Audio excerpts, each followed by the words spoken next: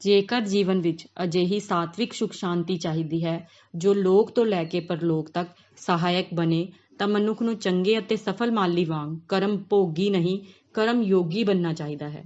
ਪੰਡਿਤ ਸ਼੍ਰੀ ਰਾਮ ਸ਼ਰਮਾ ਆਚਾਰਿਆ। ਪੁਸਤਕ ਦਾ ਨਾਮ ਕਰਮ ਯੋਗ ਅਤੇ ਕਰਮ ਕੌਸ਼ਲ। ਕਰਮ ਹੀ ਮਨੁੱਖੀ ਜੱਟੀ ਹੈ। ਜੇਕਰ ਕਰਮ ਨਾ ਰਿਹਾ ਹੁੰਦਾ ਤਾਂ ਇਹ ਮਨੁੱਖ ਯੋਨੀ ਲੁੰਝ ਪੁੰਝ ਬੇਕਾਰ ਹੀ ਹੋ ਜਾਂਦੀ। ਸਰਵ ਵਿਆਪਕ ਹਵਾ ਵਾਂਗ ਕਰਮ ਮਨੁੱਖ ਜੀਵਨ ਦੇ ਹਰ ਪਲ ਵਿੱਚ ਸ਼ਾਮਲ ਹੈ।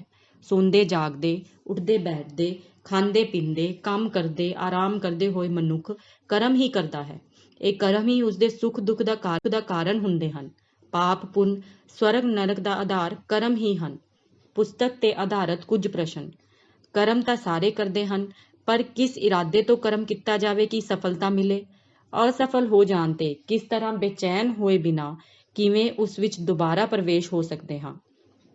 ਕਰਮ ਇੱਛਾਵਾਂ ਵਿਚਾਰਾਂ ਵਿੱਚ ਤਾਲਮੇਲ ਕਿਸ ਤਰ੍ਹਾਂ ਸਥਾਪਿਤ ਕੀਤਾ ਜਾਵੇ ਜਿਸ ਨਾਲ ਖੁਦ ਸੁਖੀ ਹੋਣ ਦੇ ਨਾਲ ਨਾਲ ਵਿਸ਼ਵ ਮਾਨਵ ਨੂੰ ਵੀ ਸੁਖੀ ਬਣਾਇਆ ਜਾ ਸਕੇ?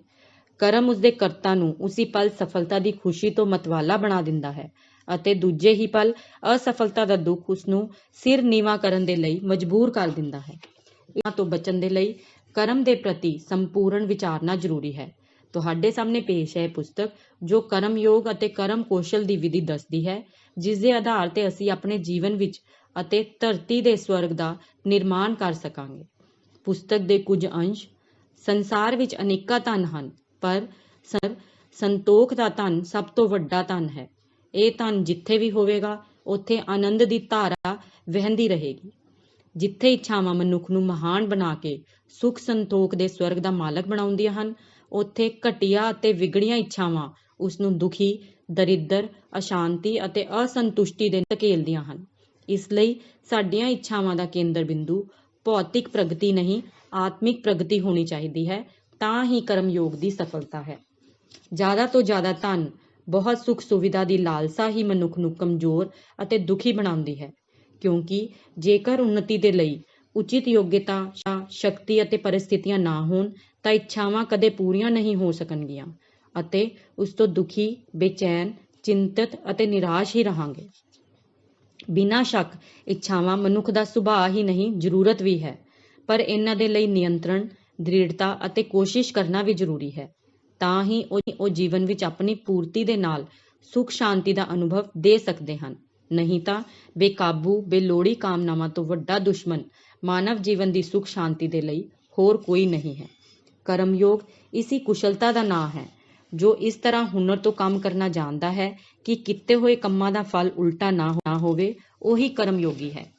ਜਿਨ੍ਹਾਂ ਕੋਲ ਬਹੁਤ ਜ਼ਿਆਦਾ ਅਤੇ ਅਟਲ ਆਤਮ ਵਿਸ਼ਵਾਸ ਦੀ ਸੰਪਤੀ ਹੁੰਦੀ ਹੈ, ਉਸਦੇ ਕੋਲ ਕੋਈ ਸਾਧਨ ਹੋਣ ਜਾਂ ਨਾ ਹੋਣ, ਉਹ ਆਪਣੇ ਜੀਵਨ ਨੂੰ ਧਨ ਅਤੇ ਸਫਲ ਬਣਾ ਹੀ ਲੈਂਦਾ ਹੈ। ਸਾਧਨ ਤਾਂ ਬਾਅਦ ਵਿੱਚ ਹਨ। ਜੀਵਨ ਦੀ ਸਫਲਤਾ ਦੇ ਲਈ ਪਹਿਲੀ ਲੋੜ ਹੈ ਆਤਮ ਵਿਸ਼ਵਾਸ। ਕਰਮ ਉਦੋਂ ਬੰਧਨ ਹੁੰਦਾ ਹੈ ਜਦੋਂ ਉਹ ਸਵਾਰਥੀ ਬੁੱਧੀ ਤੋਂ, ਫਲ ਦੀ ਉਮੀਦ ਤੋਂ ਅਤੇ ਹੰਕਾਰ ਦੀ ਪੂਰਤੀ ਦੇ ਲਈ ਕੀਤਾ ਜਾਂਦਾ ਹੈ।